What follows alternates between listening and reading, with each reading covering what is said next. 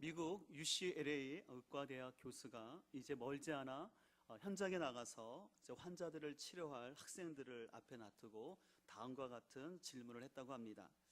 아버지는 매독균에 걸렸고 어머니는 폐결핵에 걸린 환자였습니다. 근데 이 부부가 이제 아이 넷을 낳았는데 첫째 아이는 매독균에 의해서 장님이 되었고요.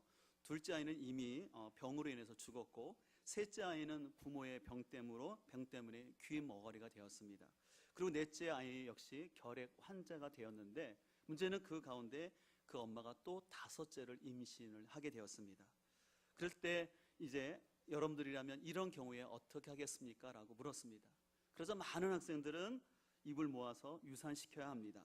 부모가 다 질병에 걸렸고 이미 태어난 4명의 형제들 역시도 이렇게 힘든 모양이 되었는데 이 아이가 또 다섯째가 태어난다면 더 어려움을 겪을 수 있기 때문에 유산을 시켜야 됩니다라고 당연하다고 얘기를 했습니다. 그러자 그 얘기를 잠자코 듣고 있던 교수님이 다음과 같이 얘기했습니다. 그러면 여러분의 의견대로 한다면 지금 그대들은 베토벤을 죽인 것이었습니다. 우리가 알고 있는 그 음악의 거장인 베토벤은 바로 이런 환경 속에서 태어났습니다. 그의 아버지는 매독에 걸렸고 그 어머니는 폐결핵에 걸렸습니다. 그리고 그 형제들 역시도 아까 말씀드린 것처럼 그런 질병 가운데 있었습니다. 또 여러분들 알다시피 이 베토벤 역시도 그가 나중에 나이가 들수록 귀가 먹었던 것을 알 수 있습니다. 그럼에도 불구하고 그런 57년 동안 왕성한 작곡 활동을 통해서 오늘날 세계인들에게 감동을 주는 아름다운 곡들을 연주했던 우리 작곡했던 귀한 사람입니다. 그래서 그 교수는 이렇게 말을 했다고 합니다. 여러분들은 환자들을 대할 때 이 사실을 기억하십시오. 의학적인 지식이 좀 있다고 해서 이렇게 저렇게 치료하고 수술하고 단순하게 없앨 것이 아니라 모름지기 하나님의 역사가 어떻게 일어날지를 겸손하게 생각해보고 신중하게 여러분들이 판단하기를 바랍니다라는 귀한 강의를 했다고 합니다. 우리는 이 이야기를 통해서 우리가 어떤 전문 지식을 갖고 있고 또 우리가 어떻게 판단하는 것이 얼마나 어리석고 잘못된 선택을 할 수 있는가를 우리가 잘 생각을 해봐야 합니다. 이런 차원에서 오늘 본문에도 자신의 고정관념으로 인해서 귀한 만남을 놓칠 뻔했던 한 사람의 이야기가 나옵니다. 오늘 45절에 보면 이렇게 되어 있습니다. 빌립이 나다나엘을 찾아 이르되 모세가 율법에 기록하였고 여러 선지자가 기록한 그 일을 우리가 만났으니 요셉의 아들 나사렛 예수니라. 여기 율법과 여러 선지자가 기록한 것은 뭐냐면 바로 구약성경을 말하는 것입니다. 이 빌립이라는 제자는요 바로 구약성경에 약속되었던 메시아를 자신이 만났다라는 것입니다. 그래서 자신의 친구인 나다네일에게 이 소식을 전했던 것이죠. 근데 그 소식을 들은 이야기를 들은 나다네일이 뭐라고 대답하냐면 아니 그 사람이 나사렛 출신이라고 하는데 나사렛에서 무슨 선한 것, 다른 표현으로 하면 무슨 신통한 것이 날 수 있느냐면서 무시를 하는 것이었습니다. 왜냐하면 당시 나사렛이란 동네는요 200명도 안 되는 작은 도시였습니다. 특별히 나사렛은 갈릴리 지역에 위치하고 있었는데요. 예루살렘으로부터 134km 우회에 있는 지역이 갈릴리인데요. 이 갈릴리는 당시에 로마가 통치하고 있는 곳이었고 변방 지역이기 때문에 이 다른 나라의 침입이 많았습니다. 그러니까 외부인의 침입이 많다 보니까 당연히 그쪽의 혈통은 깨끗하지 않다고 생각했어요. 그래서 늘 중앙에 있는 사람들은 저 북쪽 갈릴리 사람들은 피가 깨끗하지 아니하고 이방인과 섞였던 질이 안 좋은 사람이라는 가치관이 있었습니다. 근데 바로 그런 갈릴리에서도 남쪽에 있는 것이 나사렛이는데 나사렛은요 갈릴리 사람조차 무시하는 아주 소외되고 작은 동네였던 것이었죠. 근데 바로 그런 곳에서 메시아가 났다고 하니까 이 나다넬 입장에서는 거기서 무슨 메시아가 날 수 있냐라면서 무시할 수가 있었던 것이죠. 우리는 이런 것을 보고 흔히 편견과 선입견이라고 합니다. 이 편견과 선입견은 거의 비슷한 말인데요. 이 선입견이 쌓이게 될 때 사람이 편견을 갖게 되는데요. 이 편견을 한자로 보면 쉽게 알 수 있는데 먼저 선자예요. 미리 어떤 대상에 대해서 자기가 지리 짐작을 하는 것입니다. 편견이라는 것은 어떤 집단이나 그 집단에 속한 사람에 대해서 근거가 없음에도 불구하고 그냥 치우쳐서 그 사람을 생각하는 것입니다. 그래서 사실적인 근거 없이 그 타 집단을 부정적으로 묘사하는 것이죠. 예를 들어서 이런 거죠. 어떤 지역에 출신 사람들은 이기적이다라고 쉽게 생각을 한다거나, 아니면 어떤 혈액형을 가진 사람은 뭐 소심하거나 어떻다라고 단정을 한다든가, 아니면 어떤 누구누구는 굉장히 돈만 밝히는 사람이야 라는 식으로 단정해서 말하는 것입니다. 근데 우리는 이런 편견과 선입견을 가지고 사람을 부정적으로 볼 뿐만 아니라 때로는 왜곡된 긍정으로 보는 경우가 있습니다. 왜곡된 긍정이라는 것은 뭐냐면요, 어떤 사람을 객관적으로 보지 못하고 무조건 그 사람이 옳다라고 얘기하는 거예요. 그래서 우리가 우리 사회에서도 가끔 어떤 분들은 지금도 어떤 그 사람의, 그 정치인의 죄가 낱낱이 드러나고 있음에도 불구하고 그 사람만 생각하면 불쌍하고 어려운 모함을 당한다라고 생각하는 것이고, 또 우리가 가끔 뉴스에 나오지만 북한에 있는 그 백성들을 보면 어떻습니까? 그들의 지도자를 보면서 열광적으로 신처럼 섬기지 않습니까? 그들 안에 갖고 있는 어떤 편견과 선입견이 굳어져서 이런 현상이 나타나는 것입니다. 그렇기 때문에 영국의 철학자인 베이컨은 사람들 안에 있는 이러한 편견과 선입견을 우상이라고 표현하면서 우리 안에는 이 네 가지 우상이 있는데 그 우상들을 잘 극복해야 된다고 얘기를 했습니다. 그는 첫 번째로 우리 사람들 안에는 종족의 우상이 있다는 것입니다. 이 종족의 우상이라는 것은 뭐냐면 뭐든지 인간의 관점에서 타 집단들을 평가하는 것입니다. 예를 들어서 어떤 새가 울고 있어요. 그러면 그 사람의 내 상태의 마음이 기쁘면 그 새는 지금 기뻐서 운다라고 생각한다는 것입니다. 반대로 내 감정이 슬프고 외로워요. 그러면 새가 우는 게 왜 울까요? 슬퍼서 운다라고 늘 자기중심적으로 생각하는 걸 말하는 것입니다. 두 번째는 동굴의 우상이 있습니다. 이 동굴의 우상은 좁은 동굴에 있는 것처럼 자신이 태어난 환경과 그 문화만이 전부인 것처럼 생각하는 아주 좁은 판단을 말하는 것입니다. 그래서 마치 우물안 개구리처럼 자기가 자라온 동네, 그것이 전부인 것처럼 세상에 대해서 좁게 생각하는 태도를 말합니다. 세 번째는 시장의 우상입니다. 여러분, 시장은 사람들이 많이 모이고 정보를 교류하는 것인데 거기서 나오진 얘기를 진리처럼, 우리 흔히 카더라라는 소식들이 있지 않습니까? 아니면 또 여성분들은 어디를 많이 가십니까? 미용실 많이 가시는데 거기서 진실된 얘기가 아니라 다른 얘기를 가지고 그 진리처럼 막 퍼뜨리는 것을 말하는 것입니다. 마지막으로는 극장의 우상이 있습니다. 이것은 뭐냐면 극장에서 배우들이 연기를 할 때 그 연기를 실제로 그 사람인 것처럼 생각하는 것처럼 우리가 어떤 방송에 나오거나 어떤 권력자나 어떤 그 전통 자체가 무조건 맞다라고 무비판적으로 그냥 받아들이는 것입니다. 예를 들어서 요즘 같은 경우도 인터넷에 어느 집이 맛집이라고 정보가 올라오지 않습니까? 그럼 사람들이 와 올라가요. 그럼 갔다가 어떻게 해요? 실망하죠. 그럴 때 뭐라고 합니까? 요즘 젊은 사람들이 낚였다라고 하지 않습니까? 그래서 인터넷에 나온 정보를 다 믿는 거죠. 또 요즘 의학에 관련된 지식들이 많이 나오는데 그것도 불명확한 많은 정보들이 있어서 사람들로 하여금 혼돈에 빠지게 하는 것을 볼 수가 있습니다. 이런 베이컨의 지적처럼 우리는 우리 안에 있는 이 편견과 이 선입견을 잘 극복해야 됩니다. 만약에 그렇지 않으면 우리는 자꾸 잘못된 판단을 하고 그로 인해서 잘못된 선택을 하고 그 잘못된 선택으로 인해서 우리 인생에서 시간과 물질을 낭비할 수가 있습니다.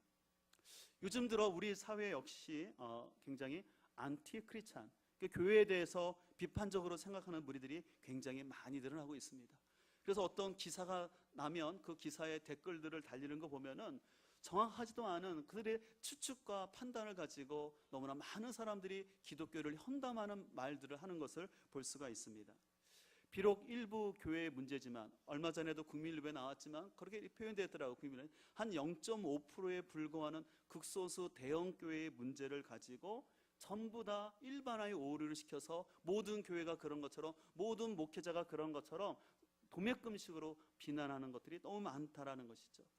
이제 우리 교회에서도 이번 주 목요일 날 종교인 과세 세미나를 하지만 저를 비롯한 많은 목회자들은 당연히 세금을 내야 되고 정직하게 바로 내려고 하고 세무 감사도 다 받으려고 하고 있습니다. 근데 그런 것들이 지금 진행되는 것을 볼 때 좀 안타까운 것은 일부의 사람들이 어떤 큰 목소리를 가지고 그냥 목회자들을 잠재적인 무슨 세금 탈루를 하는 사람처럼 너무 이렇게 선정적으로 보도하는 모습을 볼 때마다 참 너무 안타까움이 있는 것을 보게 됩니다. 일부 교회가 참으로 세습을 하거나 일부 교회에 문제점이 있는 거지만 목회자로서는 안타깝고 좀 저러지 않았으면 하는 마음이 간절합니다. 그러나 문제는 그 부분을 가지고 사람들이 일반화시킨다라는 거예요. 그래서 그런 것들이 점점 우리 사회에 가득하다 보니까 교회를 향하여서 사람들이 입에 담지도 못할 만한 논리적이지도 않은 그런 혐오스러운 얘기들을 많이 하는 것을 볼 수가 있습니다.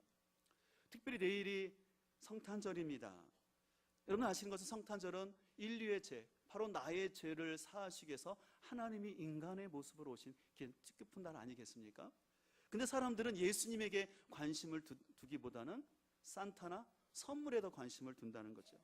심지어 미국 사회에서는요, 친한 사람끼리는 메리 크리스마스라고 우리가 아까 인사한 것처럼 할 수 있지만 정치인들이나 공식적인 자리에서 메리 크리스마스라고 인사하면 절대 안 됩니다. 벌써 10여 년 전부터 메리 크리스마스라고 인사하면 그건 종교 편향적인 거다. 종교 편향적. 왜 25일이 꼭 예수님의 생일이냐? 그냥 우리가 함께 즐기는 연휴다. 그래서 정치인들은 절대 메리 크리스마스라고 하면 안 되고 해피 홀리데이, 할리데이라고 표현하는 것입니다. 그냥 기쁜 연휴라고 얘기를 하는 것입니다. 세상은 점점 개인의 종교의 자유를 강조하면서 오히려 기독교에게 침묵을 강요하고 있습니다. 예수님의 생일이라고 말하지 말고 그냥 여인들과 가족들을 위한 휴일이라고 말하라고 합니다. 성탄 추리에 종교 편향적인 십자가를 달지 말고 별을 달라고 사람들은 요구합니다. 그런데 무엇보다 믿지 않는 사람은 그럴 수 있지만 믿는 사람들 가운데도 신앙의 자유를 빙자해서 교회의 질서와 가치를 훼손하는 좀 안타까운 현실이 있는 것을 볼 수가 있습니다. 우리 주님께서는 그런 얘기하지 않았습니까? 내가 내 보이는 형제를 사랑하지 않으면서 어떻게 하나님을 사랑할 수 있냐고 얘기하지 않습니까? 그럼 우리 역시도 주님의 몸된 이 교회를 사랑하지 않으면서 우리가 어떻게 하나님을 사랑한다고 말할 수 있겠습니까?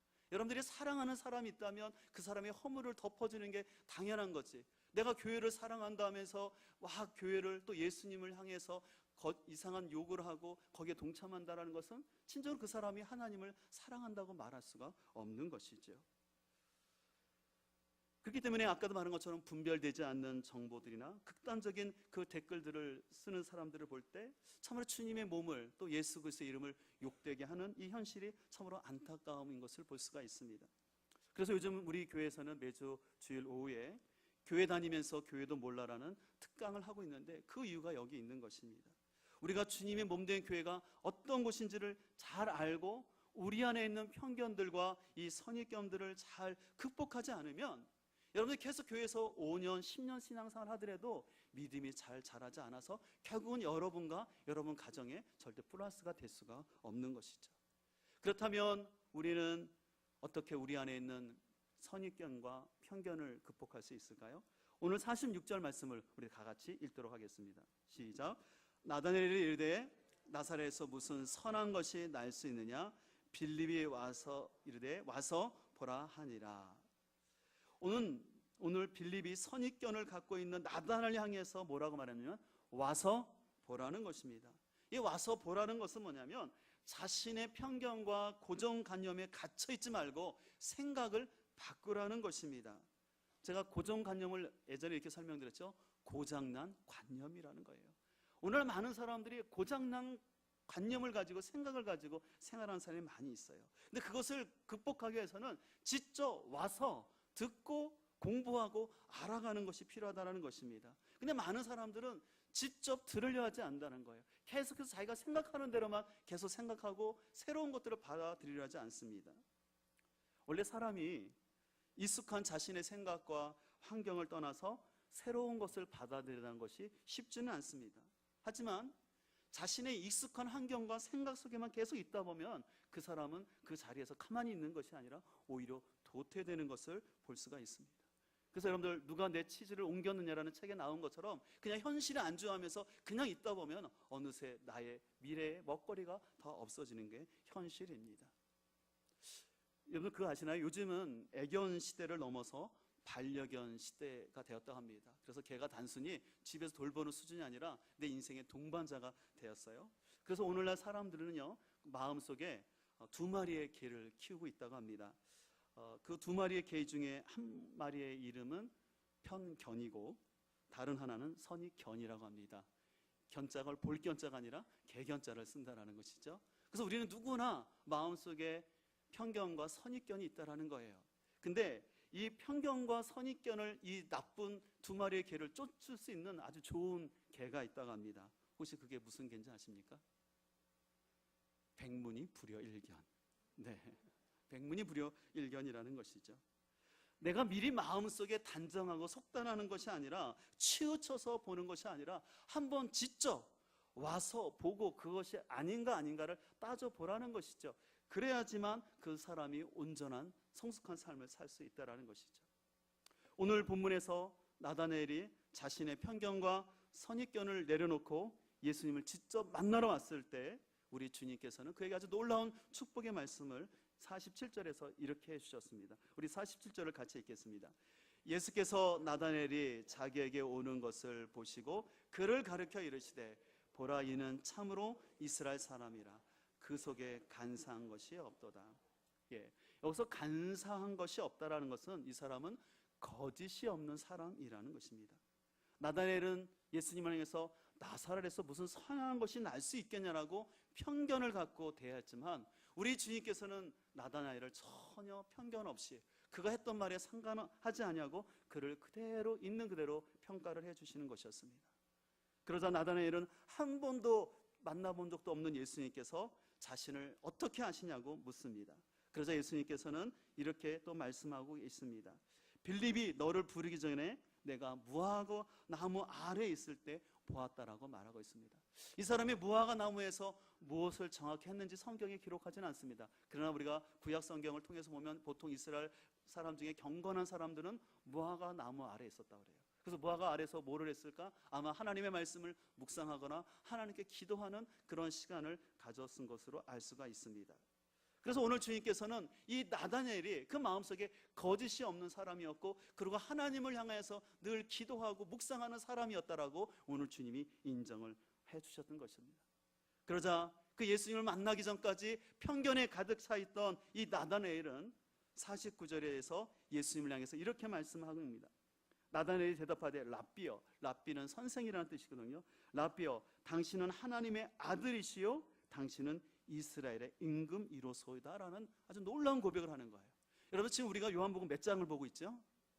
1장이죠. 근데 바로 요한복음 1장에서 바로 예수님의 정체성을 예수님이 하나님의 아들이라고 고백하는 거예요. 그리고 예수님은 이스라엘의 임금이다라고 이 선언을 나다나엘이 바로 하는 것을 볼 수가 있습니다. 그랬을 때 예수님께서는 또 50절에 이렇게 말씀하십니다.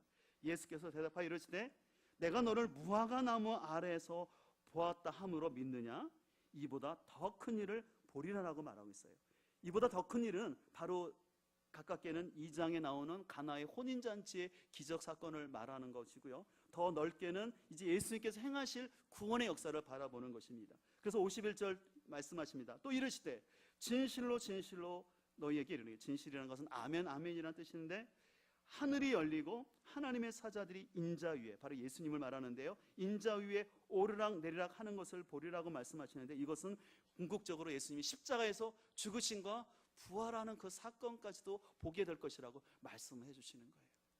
나다나엘은 예수님을 향해서 굉장히 편견이 있었던 사람이었습니다. 지역에 대한 편견이 있었던 사람입니다. 아니, 어떻게 목수의 아들이 구세주가 될 수 있어라고 부정적인 생각이 있었던 사람이었습니다. 그러나 하나님, 우리 예수님은 그를 그렇게 판단하지 아니하고, 그가 앞으로 어떤 상황을, 앞으로 그가 그의 과거를 아실 뿐만 아니라 그가 앞으로 주님의 그 일들을, 사역들을 더 바라볼 수 있는 은혜의 사람이 될 것을 오늘 말씀하는 것을 볼 수가 있습니다. 사람은요, 자신 안에 있는 고정관념과 틀을 벗어나게 될 때 세상에 보는 눈이 열리고 예수님을 새롭게 만나게 될 줄 믿습니다. 여러분들은 이제 예수님을 더 깊이 바로 알기를 원하십니까? 그렇다면 우리는 우리 안에 고장난 고정관념을 내려놔야 합니다. 그리고 내가 사랑으로부터 들었던, 내가 세상으로부터 알고 있는 정보에 함몰되지 않기를 소망합니다. 객관적인 열린 마음을 가지고 성경에서 예수님에 대해서 뭐라고 말씀하시는지, 교회에 대해서 뭐라고 말씀하시는지 이 성경 말씀을 통해서 여러분들이 분별력 갖기를 간절히 소망합니다. 단순히 인터넷에서 떠도는 믿음이 없거나 신학적으로 잘못된 사람들이 말하는 거기에 현혹되어서 여러분들 결코 하나님을 폄하하거나 성경이나 교회의 가치를 폄하하지 않기를 간절히 소망합니다. 그래서 우리가 우리 안에 있는 편견과 선입견을 내려놓으면 내려놓을수록 우리는 더 큰 하나님의 은혜와 또 계시가 우리에게 부어질 줄 믿습니다. 그런 의미에서 제가 좀 말씀드린 것처럼 지난주에도 우리는 자꾸 어떤 부분에서 상처를 받았다고 얘기하는데, 그러나 그 상처라는 것은 제가 보면 그 사람의 연약함인 것을 볼 수가 있어요. 그래서 자꾸 여러분들 상처 때문에 여러분들이 믿음이 자라지 않고 그냥 어느 정도 가다가 넘어지지 않기를 간절히 소망합니다. 저는 여러분들이 상처를 딛고 나올 수 있기를 간절히 소망합니다. 상처를 딛고 나올 뿐만 아니라 여러분 안에 있는 선입견과 편견도 딛고 나올 수 있기를 간절히 소망합니다. 왜냐하면 우리 예수님께서는 여러분을 너무나 잘 알고 계시기 때문입니다. 여러분들, 만약에 누군가가 여러분을 한 번도 본 적이 없는데 여러분의 깊은 마음과 또 여러분의 행실을 정확하게 알고 있다고 말해준다면 여러분, 그 얘기가 얼마나 위로가 될까요?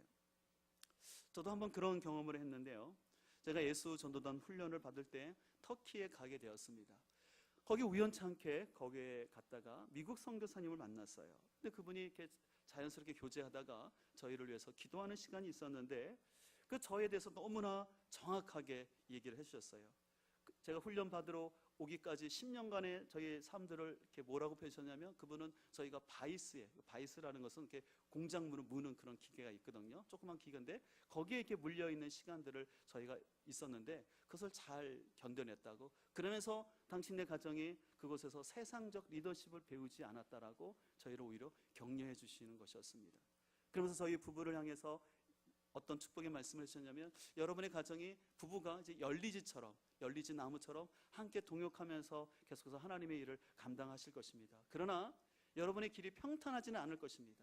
그래서 그분이 비유를 든 게 뭐냐면, 프레스 아시죠? 철판을 강하게 누르는 롤러 사이에 지나가는 것처럼 여러분들이 프레스를 통과하는 좀 힘든 시간이 있을 것입니다. 그러나 그 기간 동안에 하나님이 여러분들과 함께 하시기 때문에 여러분들이 그것을 이겨낼 것입니다라는 그런 약속의 말씀을 주셨습니다. 그래서 제가 그 말씀이 얼마나 힘이 됐는지 지금까지 그 말씀이 힘입어서 또 오는 것을 볼 수가 있습니다. 저는 그 사건을 통해서 제가 한 번도 만나본 적이 없는데 너무나 저의 삶을 정확하게 아시고 그 말씀해 주시는 그 가운데, 진짜 하나님은 살아계시고 너무 세밀하게 아시고 또 인도하시는구나, 너무 감사하게 되었어요. 우리 하나님은요 절대 무당은 아니세요. 몇 년에 누구를 만나고 무슨 장사를 하고 뭐 어떻게 될 거다, 그렇게 말씀하지 않아요. 그러나 하나님은요 우리에게 그리스도인이 가야 할 방향들을 분명히 말씀하여 주신 줄 믿습니다. 이것은 저뿐만 아니라 우리 하나님은 여러분의 살아온 인생의 여정을 아시고 또 여러분의 고민과 상처도 아시고 또한 여러분들이 아무에게도 말 못할 그 기도 제목까지 우리 주님은 아시는 줄 믿습니다. 여러분, 이런 하나님 만나기를 원하십니까? 그렇다면 우리는 우리 안에 있는 작은 편견들과 선입견들을 우리는 극복하고 나올 수 있기를 간절히 소망합니다. 때로는 다 이해할 수 없을지라도 와 보십시오. 실은 지난 주간에 우리 새세면 초청잔치에 오셨던 한 우리 새가족들 한 6분들과 함께 식사하는 시간을 가졌어요. 제가 먼저 와서 어떤 한 분과 깊은 대화를 나누면서 그분이 이런 얘기를 하더라고요. 목사님, 제가 이렇게 교회를 몇 번이고 나가보려고 하는데 저하고 교회는 안 맞는 것 같아요. 그래서 제가 왜 그랬어요? 했더니 그냥 예배 드릴 때는 괜찮은데 설교 시간만 되면 몸이 비틀려서 도저히 못 견디겠다고. 우리 교회뿐만 아니라 다른 교회도 이렇게 사람들이 많이 전도해서 이렇게 가서 예배 시간 돼서 하면 말씀만 들으려면 몸이 뒤틀려서 너무 힘들다라고 그러는 거예요. 그게 맞다고 그랬어요, 제가요. 왜냐하면 우리가 신앙생활하면 영적 싸움이라는 게 있어서 보이지는 않지만 굉장히 하나님의 말씀을 들으려 할 때 어려운 저항이 있을 수 있다고. 그래서 제가 그분에게 뭐라고 만져 아세요? 찬양할 때는 안 졸리시죠? 그러니까 네, 그렇대요. 그럼 제가 찬양까지만 부르고 가세요. 설교는 안 들어도 괜찮습니다. 또 어쨌든 중요한 것은 교회를 계속해서 나오시는 것입니다. 자꾸 그러다 보면 하나님의 은혜가 있어서 우리 그 성도님 마음도 열리고 하나님을 알게 될 것입니다라고 말씀을 드렸어요. 근데 이거는 그분뿐만 아니라 신은 우리가 새로운 신앙을 갖고 새로운 믿음을 생각한다는 건 참 어려워요. 그분처럼 때로는 영적 싸움이 있을 수 있고요, 낯선 문화가 있고 또 여러 사람들이 함께 모이는 곳에 앉아있는 게 불편할 수도 있고, 또 아니면 굉장히 활동적인 분들은 이렇게 30-40분 가만히 앉아서 설교를 듣는 것이 굉장히 힘들게 느껴질 수 있습니다. 그러나 저는 여러분들 그것을 이겨낼 수 있기를 간절히 소망합니다. 이겨내고 한번 와 보십시오. 그래서 여러분들의 생각을, 내 고정관념을 내려놓고 하나님의 말씀에 귀 기울여서 상고하고 말씀을 듣게 될 때 여러분의 삶에 하늘이 열리는 은혜가 있기를 간절히 소망합니다. 그래서 여러분들이 삶 가운데 하나님이 계시의 영을 주셔서 예수 그리스도가 얼마나 귀하신 분이시고 복음의 능력이 얼마나 놀랍고 교회의 가치가 얼마나 귀한지를 깨달을 수 있는 은혜가 있기를 간절히 소망합니다. 이 일을 위해서 저는 우리들이 또한 빌립이 되길 간절히 소망합니다. 나다니엘처럼 편견 속에 있는 사람이 있을 수 있습니다. 그 사람들을 그냥 한두 번 얘기했다고 안 온다고 포기하지 마시고 계속해서 권면하여서 그분들을 같이 주님 앞에 오게 하여서 우리 모두가 진리 가운데 설 수 있기를 간절히 소망합니다. 이 시간 오늘 말씀을 기억하시면서 우리 함께 찬양팀 나와서 찬양하기를 원하는데요. 찬양의 가사가 좀 너무 좋아서 좀 어려운 곡이지만 우리 성도님들은 처음 부르는 곡일 수도 있는데요. 오늘 이 자리에 모인 우리라는 찬양입니다. 이 가사 내용을 여러분 잠깐 불러드릴 텐데요. 오늘 이 자리에 모인 우리 어린 양 예수 따라가는 무리 되게 하소서. 성령의 충만한 임재 안에 어둡던 우리 눈 밝아져서 주를 보게 하소서. 당신의 겸손함, 당신의 거룩함, 당신의 정직함 우리에게 보이사 내 안에 교만함, 내 안에 천박함, 내 안에 거짓됨 모두 벗어버리고 어린 양 예수 따라가는 무리 되게 하소서. 이제 우리 말씀을 기억하시면서 우리 기도하는 마음을 가지고 우리 찬양팀과 함께 찬양하도록 하겠습니다. 오늘의 자리에 모인 우리 어린 양 예수 따라가는 무리 되게 하소서. 성령의 충만한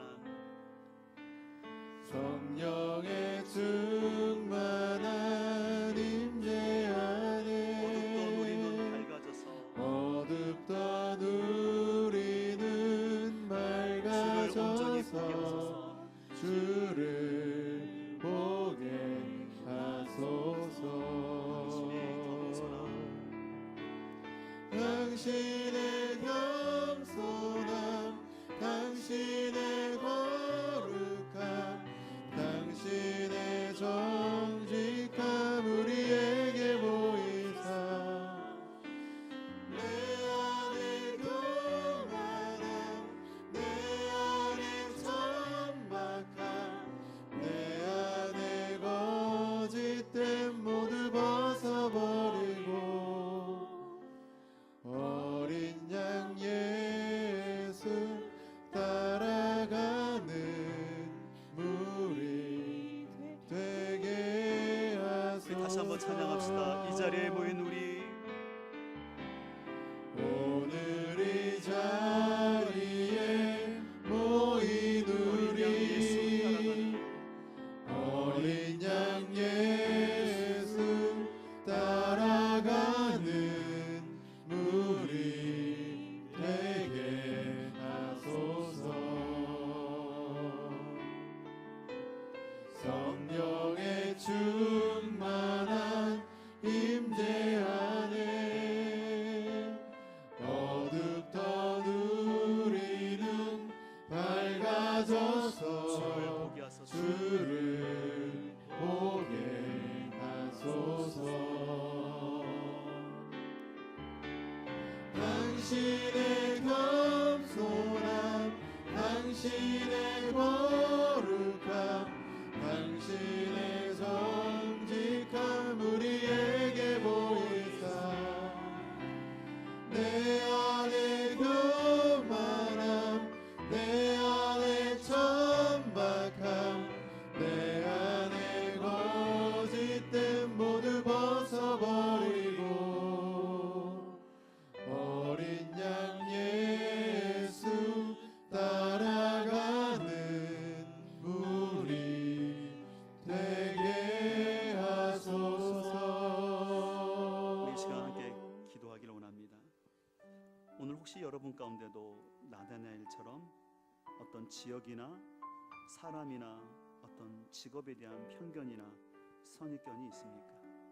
무엇보다 혹시 하나님과 교회에 대해서 여러분들이 갖고 있는 편견은 없습니까? 그렇다면 오늘 나다니엘처럼 우리 와서 보기를 원합니다. 주님의 말씀을 와서 계속해서 들으십시오. 나의 고정관념을 내려놓고 그 주님 앞에 나갈 때 우리의 과거를 아시고 현재를 아시고 미래를 아시는 하나님께서 여러분의 앞길을 인도해 주시고 은혜를 베풀어 줄 줄 믿습니다. 하나님, 내 안에 어두움 밝혀지게 하여 주시고 편견과 선입견을 내려놓고 주를 바라보게 하여 주옵소서. 또 내가 빌립이 되어서 내 삶 속에 내 주변에 나다니엘 같은 친지들을 가족들을 주님께로 성실함으로 인도하게 하여 주옵소서. 우리 그런 마음을 가지고 함께 합심해서 기도하도록 하겠습니다.